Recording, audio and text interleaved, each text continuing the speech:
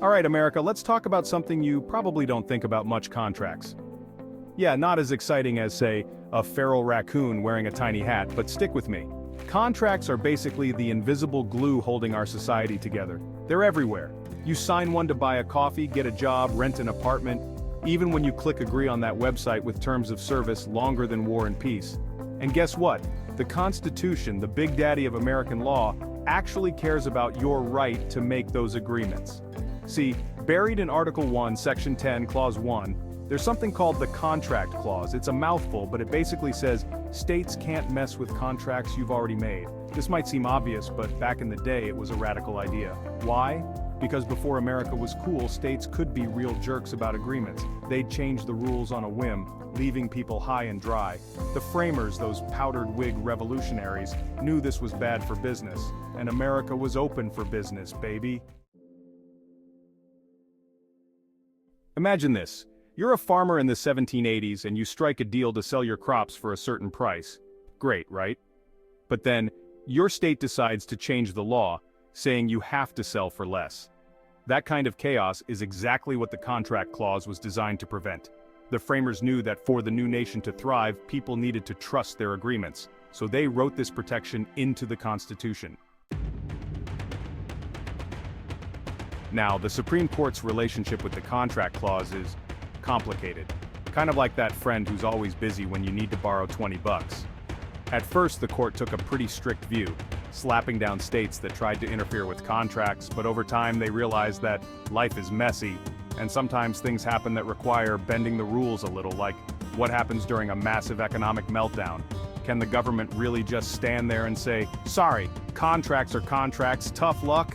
Well, that's exactly the question the court grappled with during the Great Depression in a case called Buckle Up, because this is where things get juicy.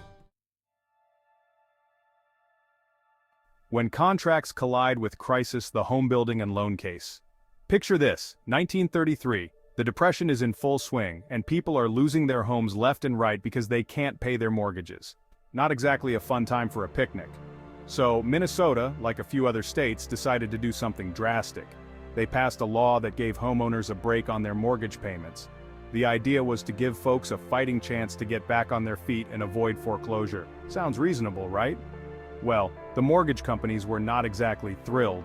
They cried foul, arguing that the state was messing with their contracts and violating the Constitution. The case went all the way to the Supreme Court, which faced a dilemma: uphold the sanctity of contracts or allow the state to help its citizens in a time of crisis. In a landmark decision, the court sided with Minnesota. They recognized that, while contracts are important, sometimes extraordinary circumstances require extraordinary measures. They argued that the state had a legitimate interest in protecting the welfare of its citizens, even if it meant temporarily tweaking the rules of the game. Striking a balance. Can the government ever change a deal? The Bladel case didn't mean the Contract Clause was dead, but it did show that it wasn't invincible. The court essentially said, look, states can't just shred contracts whenever they feel like it, but if they have a really good reason, like preventing a total economic meltdown, they might have some wiggle room. This balancing act between upholding contracts and allowing for government flexibility continues to this day. The court has developed a whole bunch of tests and standards to determine when a state's interest outweighs the need to enforce a contract to the letter. It's complicated stuff. The kind that makes your eyes glaze over faster than you can say jurisprudence. But the key takeaway is this: while the right to make and enforce contracts is fundamental, it's not absolute. There are times when the government can step in, but only if it's for a really, really good reason. Contracts in the 21st century. Still relevant, still debated. So, where do we stand today? Well, the Contract Clause is still alive and kicking, but it's definitely seen better days. It's no longer the ironclad shield it once was, and courts are more likely to allow for government intervention in contracts than they were a century ago. This has sparked a lot of debate, with some arguing that the government has too much power to interfere in private agreements, while others say that flexibility is necessary to address modern challenges like economic crises, public health emergencies, or even climate change. The truth is, there's no easy answer. The balance between protecting contracts and allowing for government action is a delicate one, and it's something we'll likely continue to grapple with for generations to come. But hey, at least it's more exciting than watching paint dry, right?